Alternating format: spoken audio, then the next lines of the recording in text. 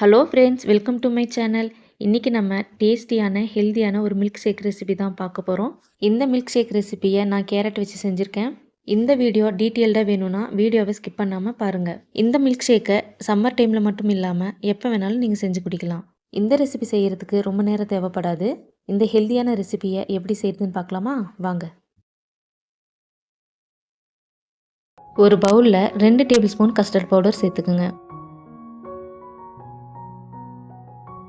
காய்ச்சி ஆற வச்ச பால் 1/2 கப் சேர்த்துக்குங்க. இப்போ இதை நல்லா மிக்ஸ் பண்ணி விடுங்க. கட்டிகள் எதுவும் இருக்கக்கூடாது. இந்த மாதிரி மிக்ஸ் பண்ணிக்கோங்க. இது ஒரு ஓரமாக இருக்கட்டும். ஒரு பாத்திரத்தில் 1/2 லிட்டர் பால் சேர்த்துக்குங்க. தண்ணி கலக்காத பால். இப்போ ஹை ஃப்ளேமில் வச்சுட்டு இதை நல்லா சூடு பண்ணிக்கோங்க. பால் பொங்கி வரும்போது நல்லா மிக்ஸ் பண்ணி விடுங்க. பால் ரொம்ப நேரம் கொதிக்க வைக்க அவசியம் இல்லை. ஒரு தடவை பொங்கி வந்தாலே போதும்.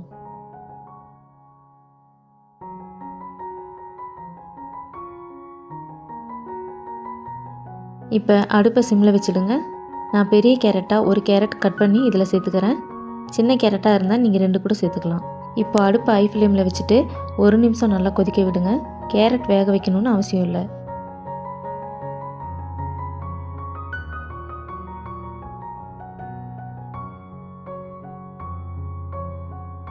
இது கூட 8 முந்திரி சேர்த்துக்குங்க.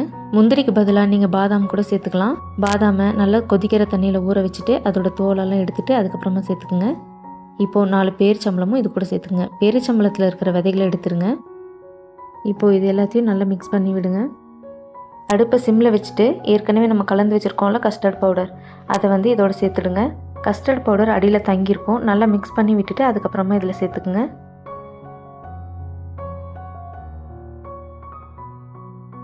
இப்போது இதை நல்லா மிக்ஸ் பண்ணி விடுங்க.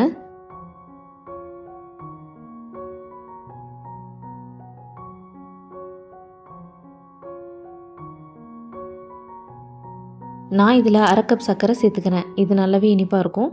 இதை விட நீங்கள் அதிகமாக வேணும்னாலும் சேர்த்துக்கலாம், இல்லை குறைவாக வேணும்னாலும் சேர்த்துக்கலாம். இப்போது சர்க்கரை கரையிற வரைக்கும் நல்லா கலந்து விடுங்க.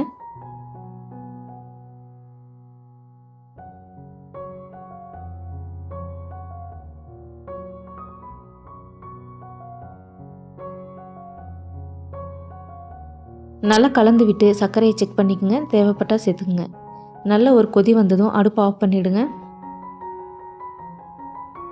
இந்த மாதிரி நல்ல ஒரு கொதி வரணும். இப்போ அடுப்பை ஆஃப் பண்ணிவிட்டு இதை நல்லா ஆற வச்சுடுங்க. நீங்கள் ரூம் டெம்பரேச்சர்லேயும் ஆற வச்சுக்கலாம், இல்லைனா ஃப்ரிட்ஜில் கூட ஆற வச்சுக்கலாம். அது உங்களுடைய விருப்பம்தான். ஃப்ரிட்ஜில் வச்சு ஆற வச்சு அதுக்கப்புறம் அரைக்கும் போது இன்னும் நல்லா சில்லுன்னு இருக்கும். இல்லைனா அரைச்சிட்டு கூட நீங்கள் ஃப்ரிட்ஜில் வச்சுக்கலாம். இதை நல்லா ஆறுனதுக்கப்புறமா பார்க்கலாம். இது நல்லா ஆறி திக்காகவும் ஆயிருக்கு. இப்போ இதை ஒரு மிக்ஸி ஜாரில் சேர்த்துடலாம்.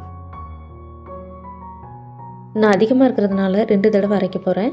உங்கள் மிக்ஸி ஜாரில் ஒரே தடவை போட்டு அரைக்க முடியும்னா அரைச்சிக்கோங்க. நம்ம சேர்த்துருக்கிற கேரட், முந்திரி, பேரிச்சம்பழம் அது எதுவுமே நம்ம வாயில் கடிப்படக்கூடாது. அந்த அளவுக்கு நைஸாக அரைச்சி எடுத்துக்கோங்க.